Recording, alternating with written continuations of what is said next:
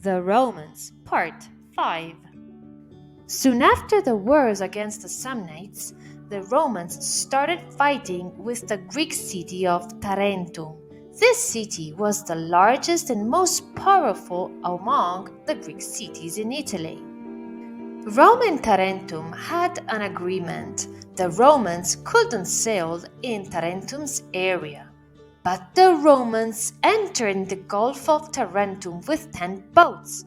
The people from Tarentum sank 4 ships and captured 1. Rome became furious and declared war to Tarentum. At this point, Tarentum asked for help to King Pyrrhus from Epirus. Pyrrhus was a skilled commander and arrived in Italy with his army in 280 before Christ.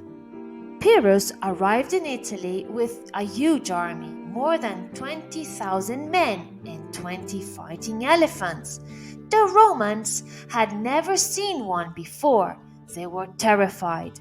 After some victories, the Romans defeated Pyrrhus and Tarentum fell under the control of Rome in 272 before Christ. Rome now controlled central and south Italy. Rome was becoming powerful. Carthage was a city-state founded by the Phoenicians in today's Tunisia. In the 4th century, it was one of the largest cities of the ancient world. By the middle of the 4th century, Carthage controlled northern Africa, Iberia, the islands of Sicily, Sardinia, Corsica, and Malta. Carthage was powerful over the seas, and the Romans knew it. For many years, Rome and Carthage signed treaties to avoid wars.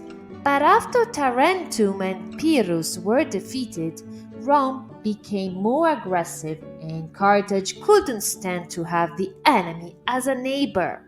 A group of mercenary soldiers from Syracuse revolted, took the city of Messana, and asked for help to the Romans, who wanted to expand their possessions. At this point, Syracuse asked for help to Carthage, that was willing to conquer the eastern part of Sicily. Now the two superpowers were fighting against each other. It was the year 264 before Christ. The Punic Wars were fought in the seas as well. The Romans won in Milazzo in 260 before Christ. They used a special device called corvus in order to transform the sea battle in a hand-to-hand battle. The corvus was like a bridge hooked to the ships so that the soldiers could go from one ship to another, but the war wasn't finished. At the end of the First Punic War, Sicily fell under the control of Rome and became the first Roman province. It was the year 241 before Christ. In 218, the Carthaginian general Hannibal attacked the city of Sagunto, a Roman ally. It was war again. Hannibal quickly crossed the Alps and captured the chief of the Taurini around today's Turin. Hannibal went south and his army grew bigger. At Cannae in southern Italy, the Roman army was completely defeated by Hannibal. More than 7,000 Romans died.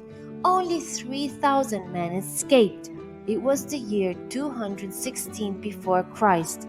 Rome was close to its end. The Romans needed new men for the war. They enlisted slaves and criminals. Many cities revolted against Rome and supported Hannibal. For more than 10 years, Rome continued to fight, losing men and battles.